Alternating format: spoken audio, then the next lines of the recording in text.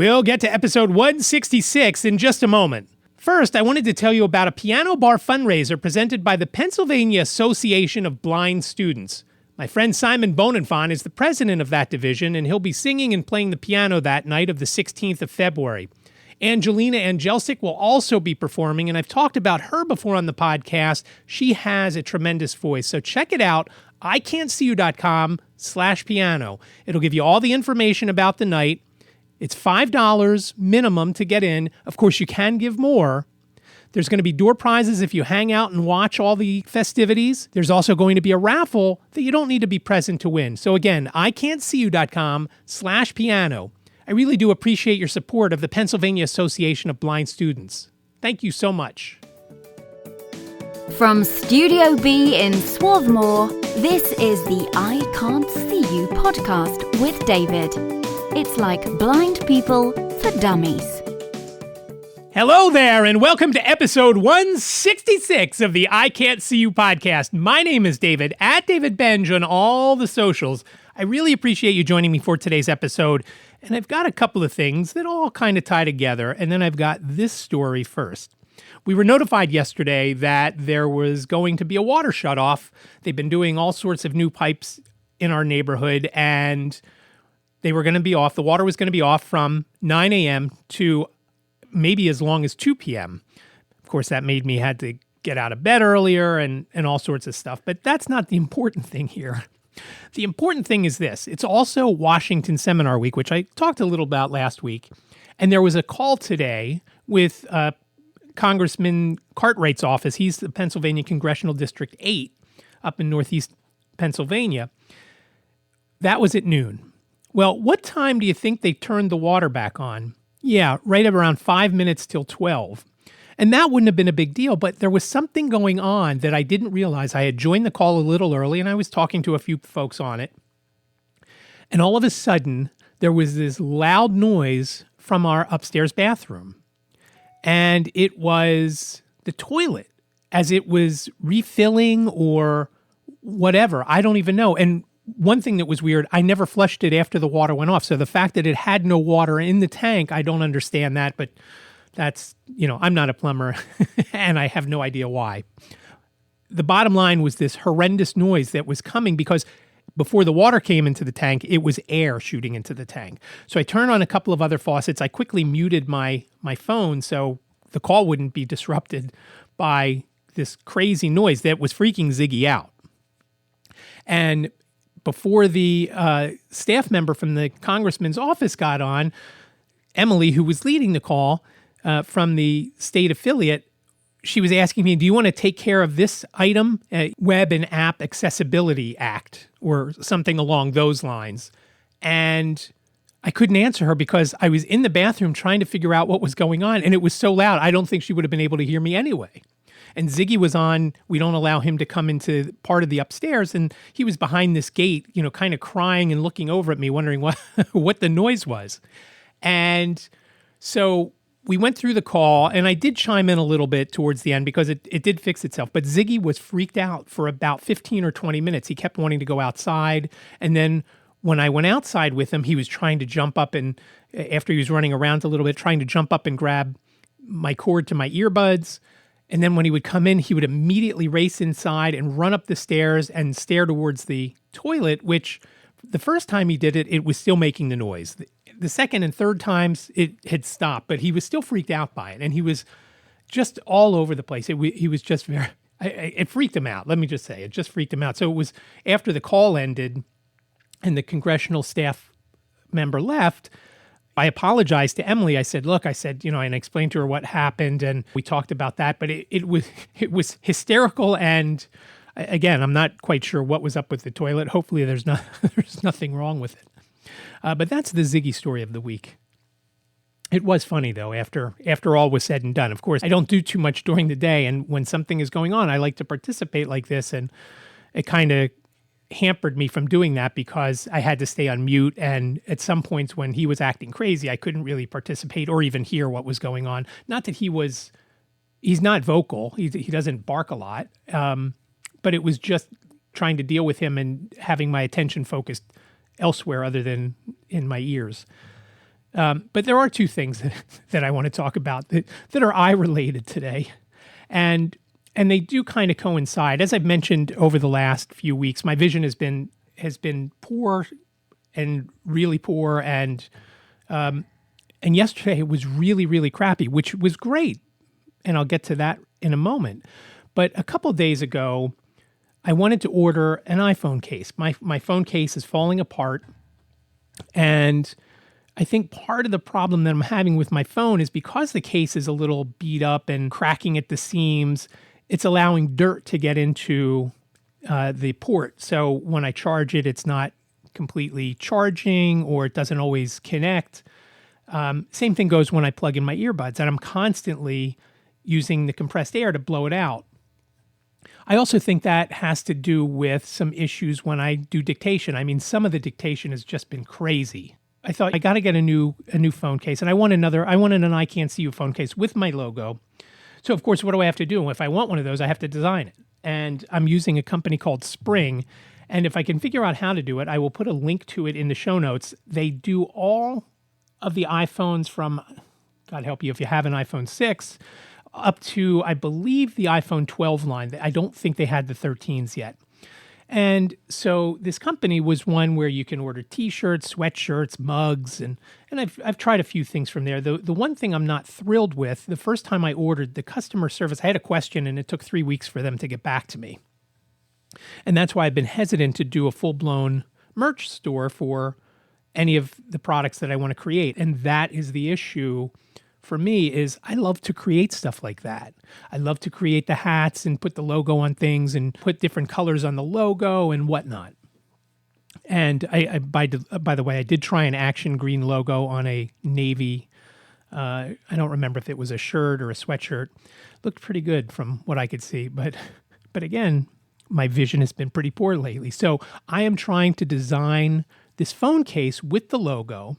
And at first I tried the white logo, and the case that I have now, Jane bought for me, it says iCantCU on it, but it doesn't have the logo. It was just a generic iCantCU that she had made up for me, I guess, right after we got our phones 3+ years ago, maybe 4+ years ago. No, I guess 3.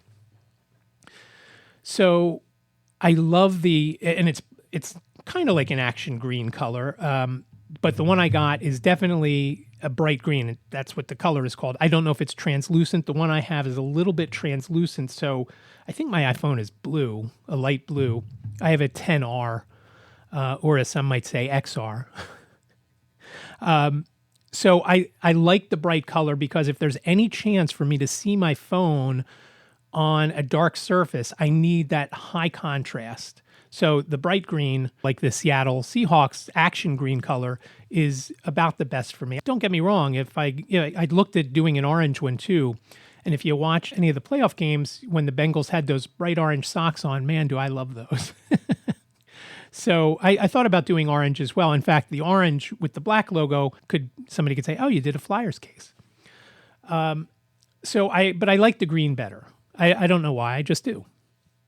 So I tried the white logo, and it was very difficult for me to see. I mean, even more difficult than other things. So I then had to go in and had to recreate a black logo that didn't have blue in the eye part behind the microphone.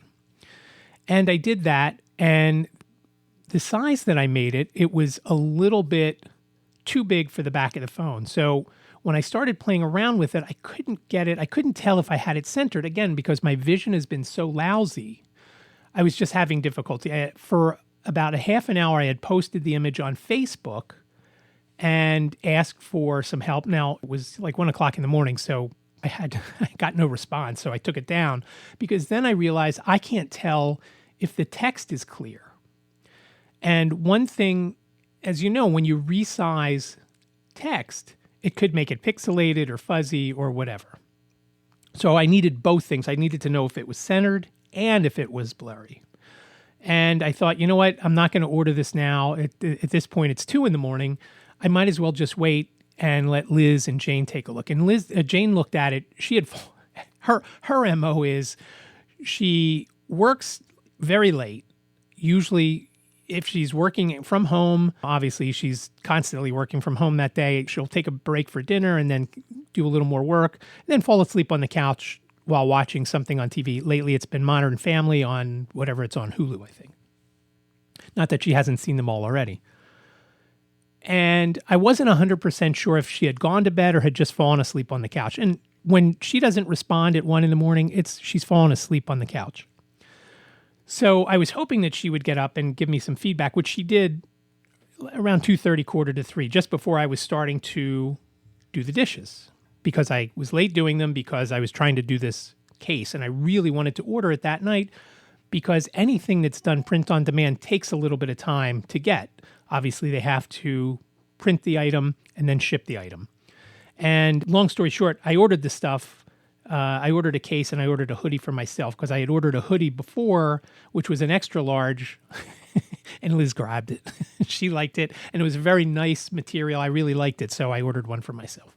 The next day, after Liz and Jane had given me their feedback, I just went with what I had done, and it's not too critical. It's only one. If it's off a little bit, I'll fix it, and in case somebody else wants to buy one with that logo on, I don't know who would, but you never know. They want to help support the podcast, maybe you would want that. But the problem was, and I realized, and it's always been difficult, as I've mentioned before, doing any kind of design work is tough because you have to align things. And the way my vision has been over the last 3 or 4 weeks has been any kind of brightness just makes it almost impossible for me to see. And things are very foggy and smoky.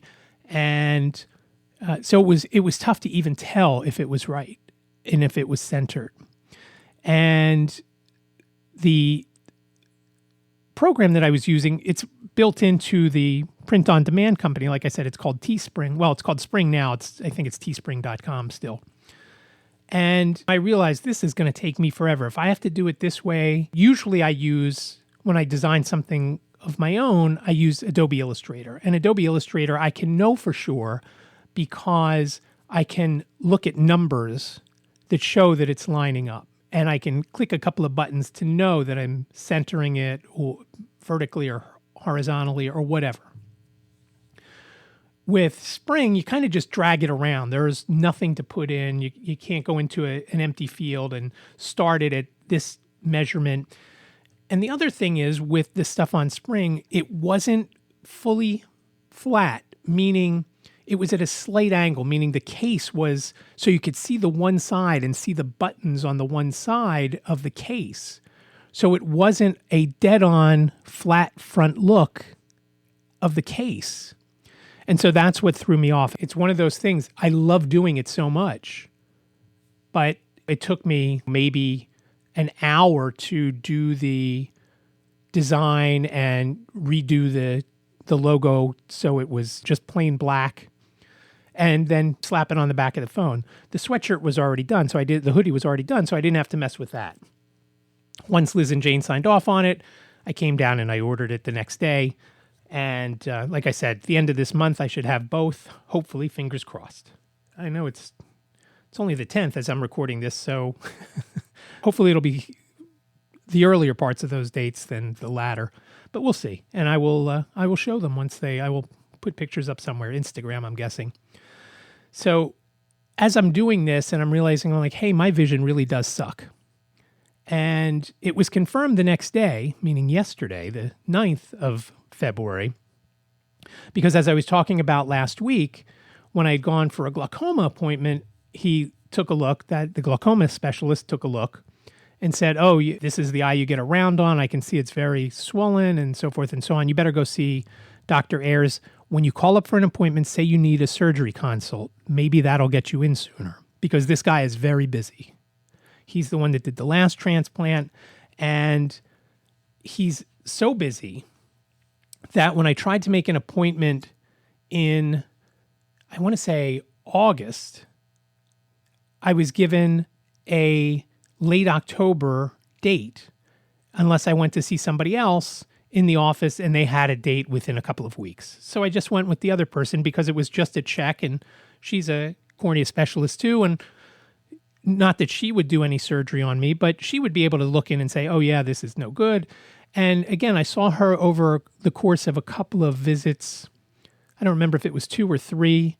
And the last time I saw her, which I think was in November, she said, "Oh, you look good. And if you have problems, give a call. Otherwise, I'll see you in 6 months." And I think we even set up an appointment for 6 months. So I don't know what happened over the last 4 to 6 weeks. I'm hoping that my lack of the psoriatic arthritis medicine didn't play into it, and I doubt it did. I'm not a doctor, not a pharmacist, just speculating.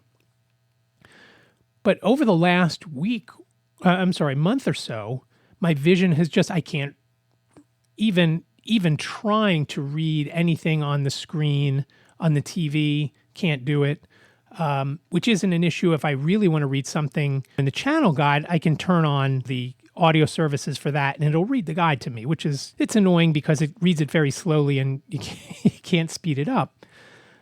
So I usually don't do it. I usually just go to the channels that I want, and I have ways of trying to figure out how to, for example, I love House Hunters International. So I know it's 2 H's, so I look for the H's and I go from there. I try to find something that is a telltale of what might be the show. SWAT is in all capitals, so when I look for that, I look for a short all cap type of word. Not that I could see the letters, but it helps me with that. And I've hit the wrong thing a few times when trying to watch something on the DVR. And I've been telling folks over the last few weeks that, my vision has been sucky. And I don't know whether they believe me or not, or if they think I'm just, he says this all the time. Well, yesterday, when I'm sitting in the chair, and I got nervous because when I got to the appointment, I checked in. My appointment was for 2:15, and I'm standing for a while because I didn't want to sit. It takes, where I went to the doctor was at a place called the Pagoda Building in Ballackinwood. And from my house to this building, half an hour to 45 minutes, depending on traffic, and there's not an easy, fast way to get there. And it can be a miserable drive, especially in rush hour, which we came home in. So Liz can't come in, and that's fine. It's not a big deal. I could have taken an Uber, but fortunately she took the day off because an Uber ride to there is somewhere between $40 and $50. And that's why I usually like to go to see the doctor in media where it's only $10 or $15. So Liz has to wait in the car. She brought plenty of magazines. I went and I checked in, and I paid my $35 copay, and it was pretty crowded in there. And they told me to go have a seat, and I started to go have a seat, and then I realized, I've just been sitting in the car for a while. I think I'll stand for a while. And somebody asked me, "Are you sure you don't want to sit down? I could move." I said, "No." I said, "No, my knee's a little funny. Let me just stand here for a minute." And I stood there for a while, and I thought that I kind of felt in the way. And I didn't move to sit down until I hear the receptionist say to somebody who was checking in, "Oh, you're here an hour early. I really shouldn't check you in because he's running 2 hours behind." And I thought, oh God, 2 hours behind. I said, that means 4:15. That's a long time that I'm going to wait. And then I stood there for a little while longer until that person was done, and she did let that person check in. They like people to get there 10 minutes before, no earlier. Again, so it kind of limits the folks in the waiting room. And I have something to say about that in a minute. So I find a seat that seems to be away from folks. I make my way back to it, and I'm always nervous walking through. They have the layout is a couple of U-shaped, the chairs in U-shapes, or I guess W, because there's 2 sections, W on one side of the entrance and a W on the other side of the entrance, and then you walk in the main entrance and straight into the reception desk. So I kind of can tell that there is some space in the back corner, or at least it looked like there was some space in the back corner. Now I have to navigate through the people with their feet, and I don't want to hit them too hard with the cane and so forth. But I do get back there, and I'm sitting there, and I thought, well, what am I going to do for the next 2 hours? So I go on my phone, but of course I don't have earbuds, and I'm thinking, okay, now I'm the jackass that is there on his phone, and everybody's hearing everything that it says, but I'm sure they're listening and saying, what's that phone saying? I can't understand it. It's going too fast. And so I turned the volume down a little bit, again, because I didn't want to be that guy annoying everybody else, even though there was a guy 2 seats away from me on the phone, talking on the phone, not just doing whatever. And I go to a couple of websites, and I thought, oh, you know what? I started to order something for Liz for Valentine's Day, and I'll tell you what it is in a minute. And I thought maybe I should do that. And I had the Amazon app open with what I wanted to order the day before, but I didn't order it the day before because I knew Liz would be home on Wednesday, and I was afraid it would come while she was home. It was an in-service day at school, so she went in and came home at noon so that we could then go to the appointment. And we left for the appointment about an hour before the actual time. So I didn't want to order it. I figured, okay, I'll leave it open on this item and I'll go back to it tomorrow at some point, meaning Thursday, and order it so it comes, Wednesday, so it comes on Thursday. So I'm sitting there and I go check my email, and I get so many emails and so many email accounts I have, so I just get inundated. So after I do that, I check some news sites and I'm like, oh, I could order that thing from Amazon for Liz. Now, last week, I thought, I really got to get her something good. I know she's going to make something for me. I don't know what it is. And when I say make, some sort of food. And she loves recipes. The kids bought her a subscription to The Kitchen, which is Food Network's online thing, which she absolutely loves. In fact, she did it a couple of years ago. They gave her that and an iPad because her iPad was bad. So they got her the iPad and the subscription. And then this year for Mother's Day, she just got the subscription. And then at some point, and it might have been for Christmas, the kids got her a subscription, or maybe she bought it on her own, to the New York Times, which she also loves. And I thought, oh, maybe I'll get her a subscription for another one of the recipe sites. And she has a real problem. I was talking to Alex on the phone the other day. She has binders of recipes printed. She has a binder that has the ones that we've tried and are keepers. She has I don't know if they're folders. She has stacks and stacks and stacks of recipes to try. She could make one of those for each meal for the rest of our lives, and there would still be stuff left over at the end. That's how many she has. So I started thinking, what could I get her to kind of do that if I don't get her a subscription service? And she's old school. When she reads a book, she wants it to be a book, not a tablet, not her iPhone. She likes to hold the physical book. Same thing with the recipe. She knows that she can save it into an online thing. And so I thought, well, you know what? She's going to, school's going to be done soon. She's going to be finishing up at Walden and not returning. So we're going to need a printer, a heavy duty printer, evidently. And I thought maybe I could just get a printer. And I'm like, I don't really want to get a printer. If we do move this summer or into the fall, once we move to wherever we're going, then we'll get a printer. If we're going to stay here for a while, then we'll get a printer. And at some point last week, she's making chicken for us. And she has this wooden mallet to flatten out the chicken so it cooks evenly and so forth and so on. Well, ours has been broken. And when I say broken, the head keeps popping off. And it's getting worse and worse and worse. Every time you put it back on, a couple splinters come off, so it's not as tight. And so sometimes it's not even when she's hitting the chicken when it comes off. Sometimes it's when she's lifting the thing up to hit the chicken again, it comes flying off. And you know who loves when that happens. Ziggy thinks it's for him. So why she hasn't ordered one on her own, I don't know. And I thought, what a great gift this would be because she won't order it for herself. I don't know why. So I got her this poultry mallet. I guess you could use it for meat too.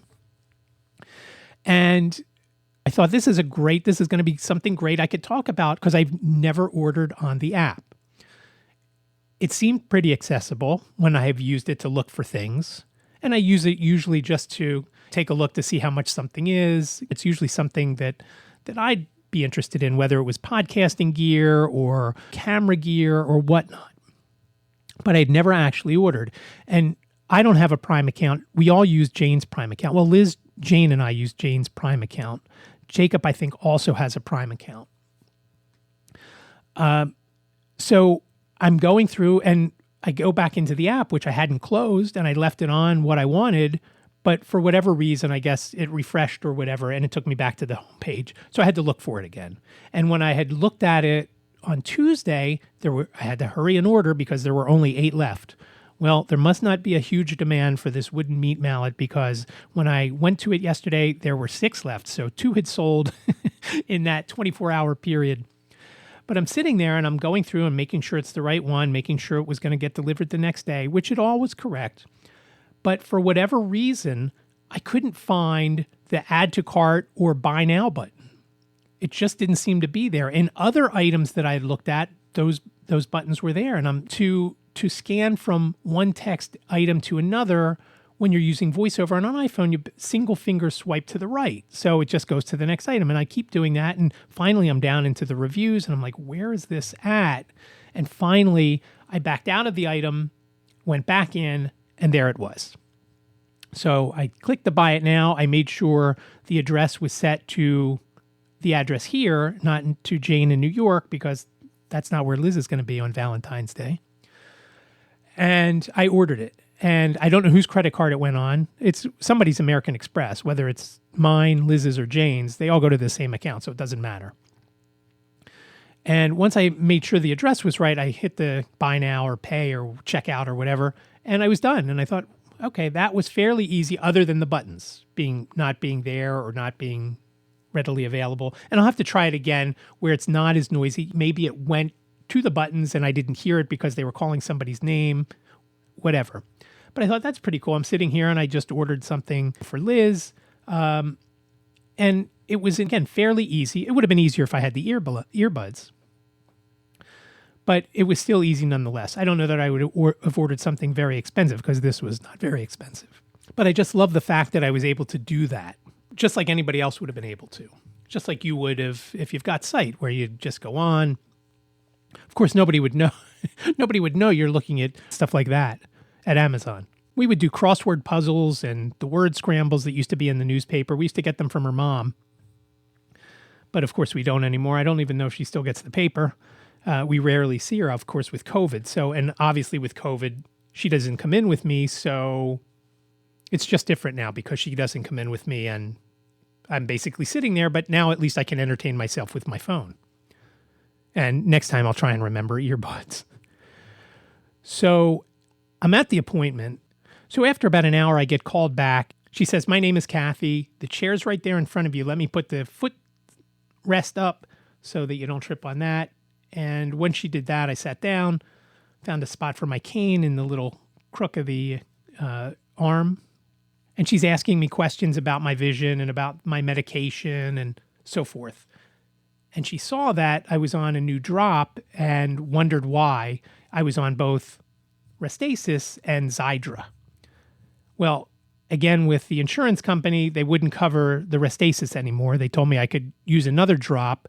I couldn't remember what it was, and I couldn't find the email, or I guess it was even a letter. I don't even think it was an email. So when I saw the glaucoma doctor, I asked him, and I may have mentioned this back when I talked about that appointment. He didn't really know what to prescribe, but the guy who was taking all my vitals at that appointment said Xiidra is one that folks usually go to. And I said, okay, well, how about Xiidra? He said, all right, I'll write you a prescription for that.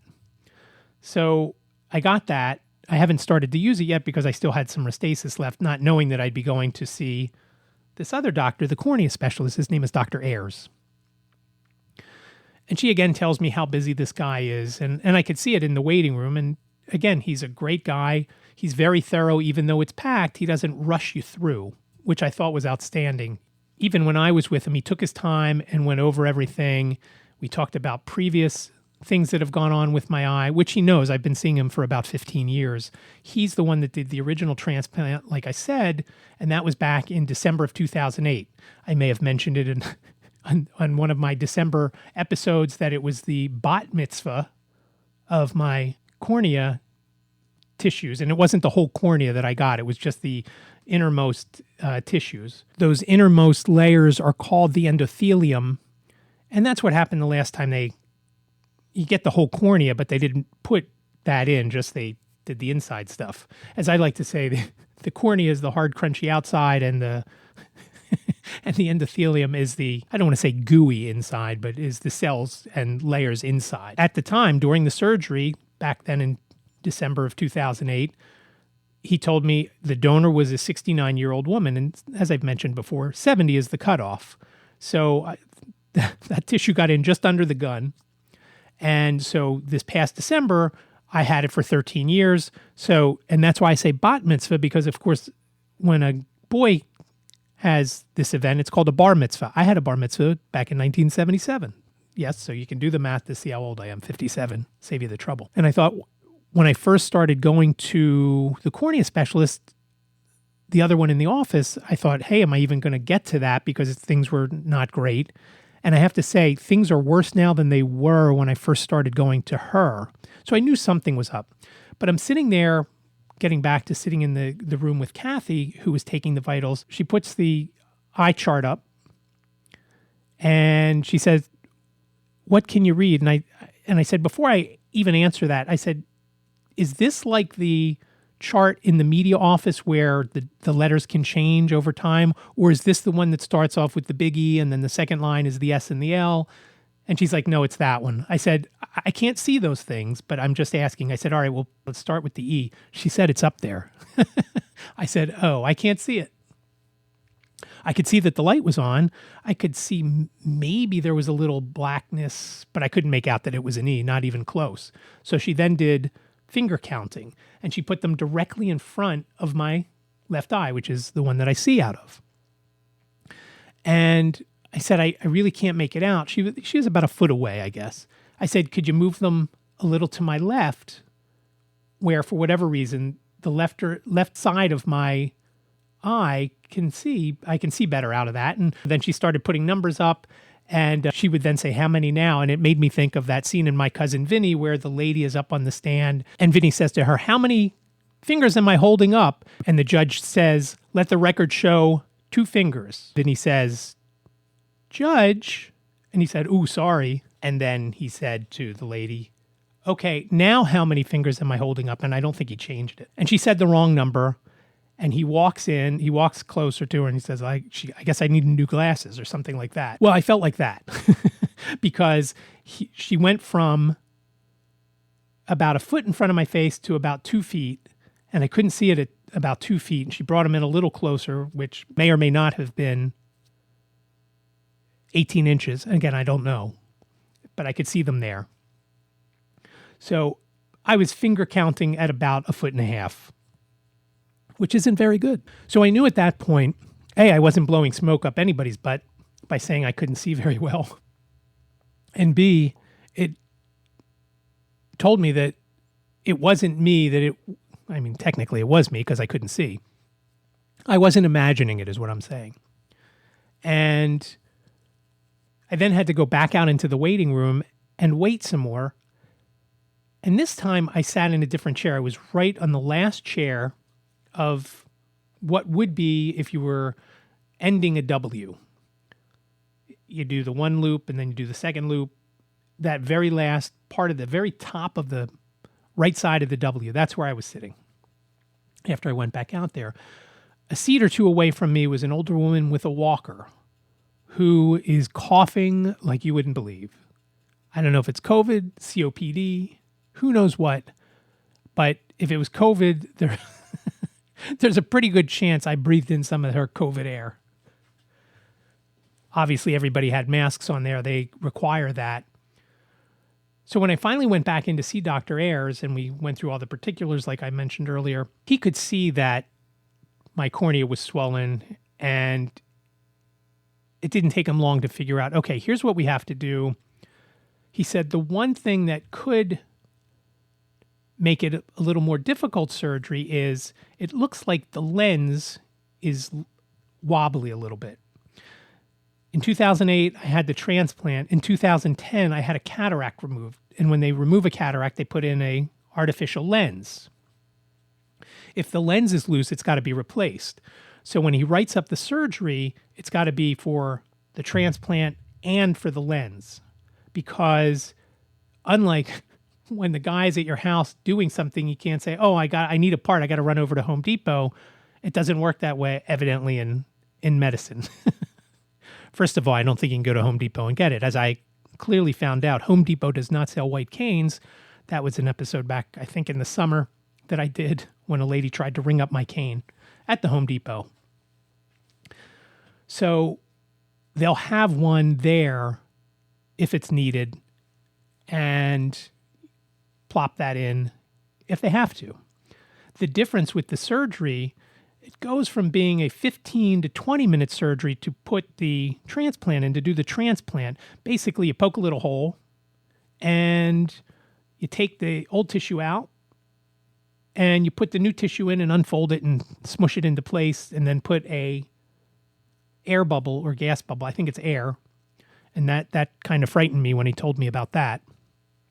I'll talk about that in a second. And the surgery is that I'd be having is called a DSEK. DSEK. And again, I had one back in 2008. So he thought that 13 and a half years was a decent amount of time considering all the issues that I've had with my eyes. I've had at least 2 surgeries since that, maybe 3. I can't even remember. This surgery will be my 18th, though, number 18, on my eyes. I've had a couple other things done, but eyes alone, this will be 18. And the majority of them are on my left eye, which is the good one. They stopped doing surgery on my right eye when I was a toddler because you just couldn't do anything more for it, and I can't see anything out of it. Just to save the vision that I have. And again, the vision that I have is not very much at this point. So if they just do the DSEK, like I said, 15, 20 minutes, if they have to do the lens, it could be an hour. And of course, it creates other issues that could crop up. And whenever you do anything to an eye, like I've had done over the course of my life, it could destabilize and make the glaucoma go nuts. It could do other things. Hopefully it's not another detached retina situation, because that was the worst surgery I've ever had. Painful. Then the week laying on my side to keep the bubble in the right spot, to keep the retina attached. Just absolutely the worst.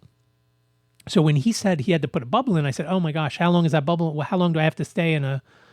He said, don't worry, it's not like the retina. You only have to do it for 24 hours. I said, just lay on my back. And he said, well, you could do that, or you could sit in a chair and look straight up at the ceiling. So I don't know what I'm going to do, but on whatever the date of the surgery is, I'll be doing that after I come home. The other thing is, I have the surgery on one day, and then the next day I go back and have a check. When I first thought about having the surgery, I was nervous because I just don't like the feeling. When I had the original transplant back in 2008, I was nauseous the next day, really nauseous, throwing up and everything else, and just felt crappy. When I had the retina attachment, I told the anesthesiologist that, and she gave me something, so it wasn't, I don't remember if it was completely not there or if it wasn't bad. Whatever it was, I didn't get sick.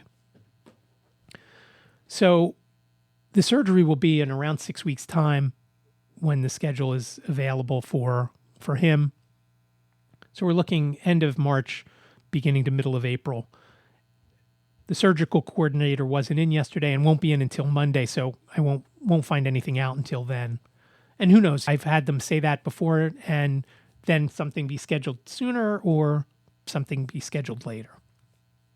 And in the meantime, of course, my vision is going to fluctuate, and in some days I'll see better than others, and some parts of the day I'll see better than others. And it's weird. The last couple of days at nighttime, my vision has been better, and I don't know why.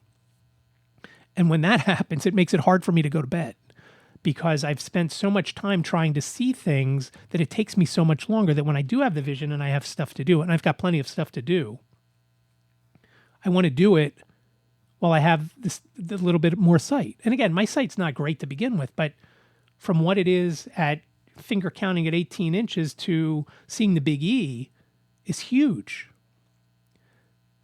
I mean, there are points that I've been using voiceover, and I'm not great at voiceover, let me tell you. I need more help with that. But because I have a little bit of vision, I've been kind of making it work. I'm still having trouble getting from, let's say, the navigation part in Chrome to the actual area of the web page that I want to read. But now I have to make sure I know how to do that because, again, having the surgery, I don't know what's going to happen. And for the first few days, I'm not going to really see much of anything anyway. I know for the first day, it's going to be all bandaged up and with a hard eye shield on it. And that creates, of course, another problem. Ziggy and I play most of the day. And most folks, if they could play all day with their dog, they'd be happy as could be. But of course, when I'm doing that, I can't get other stuff done. And that's why I usually do my work at nighttime, once everybody's asleep and there's no distractions. It's also hard for me to start and stop, especially when reading an article, to start and then have a text message come in or a phone call come in. To find the spot that I was is very difficult if I don't hit the right button, either in VoiceOver or whatever I'm using.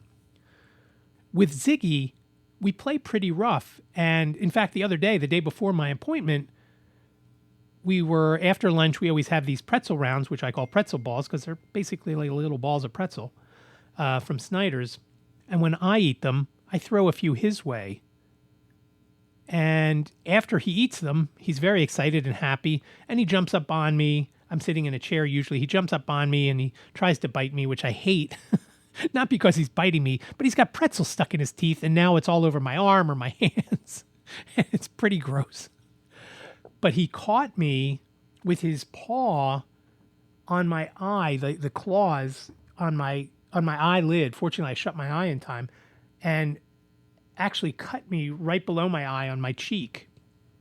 So I was lucky that there wasn't an issue there with that. So I can't have that, obviously, as I'm healing from the surgery. So I'm hoping that, and Liz is hoping that surgery could be on a Thursday.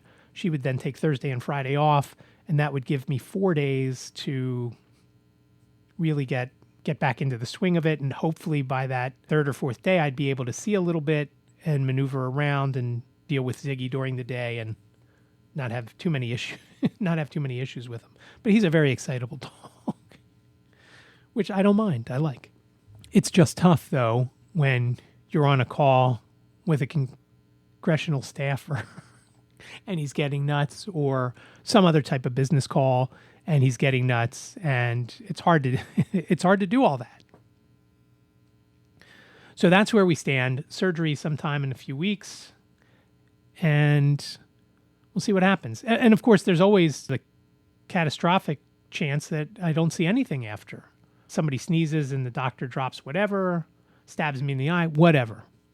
Anything could go wrong. As my MO is this: someone, whether it's a lawyer, a doctor, a cable TV installer, an electrician, here's what is always said to me, and I always fear for these words. I've never seen anything like that happen before. And that is always said to me, and it happened most recently when the electricians were here over the summer and we were having some work done. But I've had an attorney tell me that. I have had doctors tell me that. All sorts of folks have told me that, and that's just, my entire life has been like that. So I don't want to go back the day after the surgery and have the doctor say that, because he's done, I'm sure, a boatload of these surgeries. And I don't want to be the first one where he says, oh, I've never seen anything like that before. So that's what I'm up against. And before I go, I just wanted to touch again on the Pennsylvania Association of Blind Students. As I mentioned, Simon is my friend. You've heard Simon on this podcast. I'll also put a link in the show notes. They did an episode of Blind Abilities with the folks who are going to be on the piano bar sponsored by the Pennsylvania Association of Blind Students. So I'll put a link there and you can learn more about it there, as well as the page. And again, easiest way to get to the page, iCantCU.com/piano. And that'll take you. You can learn all about it, and that's where you make the donation. Again, as little as $5 gets you in the door. You can do more, as I did, a little more. And for every $5, it increases your chances of entry. It gives you more entries, which then could, of course, increase your chances of winning something. And again, Simon is great at singing and the piano. Angelina is just incredible. And I just wanted to touch on that. I think I mentioned it after the Pennsylvania State Convention. After the convention itself, the day's events of the convention, everybody went to the hotel bar, including Angelina. Now, she's 16 years old. Obviously, she's not drinking. At least I don't think she was. Her folks were there, her mom and her stepfather. And people were asking her to sing. And the acoustics in this place, and she started singing. It was just incredible. One of the bartenders had walked past me and stopped and said I had to stop and listen because I thought somebody was playing something. I mean, it was just incredible. So again, go to iCantCU.com/piano, make a donation, check them out. It's next Wednesday, the 16th of February at 6 p.m. via Zoom. You sign up, they'll send you the link, and you can go check that out. Again, she's outstanding. I'm waiting on a link to something that she has on YouTube. I don't know that I've gotten that yet. I talked to her mom earlier today. She was the leader of the Washington seminar call, and I asked her for a link to something that I could put in the show notes so you can see her or hear her sing. Again, she's just outstanding, and again, so only 16. I do appreciate you listening to episode 166. Please reach out if you have any questions, comments, show ideas. I'd love to hear them. You can call 646-926-6350. You've got up to 3 minutes. Please leave your name and town, and I will put it on an upcoming episode unless it's inaudible. You can curse. You can tell me anything you want, and I will put it on most likely, unless you say something bad about my family or my parents. You can say something bad about me. I'll put that on. I would appreciate that, and it would make for some fun stuff to put on, whether it's good, bad, or worse. But please reach out and let me know. You could also reach out via email, iCantCUpodcast@gmail.com, iCantCUpodcast@gmail.com. And as always, show notes will be available at iCantCU.com/166. Remember, iCantCU sounds like a whole sentence. It's only 7 letters long. iCantCU.com/166. Also, if you've heard issues with my audio, I know Frank had mentioned some problems last week. I've checked all my connections. There is or seems to be a problem with the unit that I have, meaning not just my unit. Other people have said there's issues with the Zoom PodTrack P4. I will continue to troubleshoot. I haven't noticed them. I have on headphones as I'm listening, as I'm recording this, and I'm listening. Hopefully it's good this week, but I don't know. Let me know what you think also. Again, any of those ways, you can call, you can email, and let me know. I'd appreciate it. Thank you so much for listening to episode 166 of the iCantCU podcast. As always, I really do appreciate it. I hope you're staying safe, you're well, and I'll talk to you next week. Thank you for listening to the iCantCU podcast with David. Please rate, review, and subscribe to the podcast wherever you listen. And don't forget to share the podcast with your friends.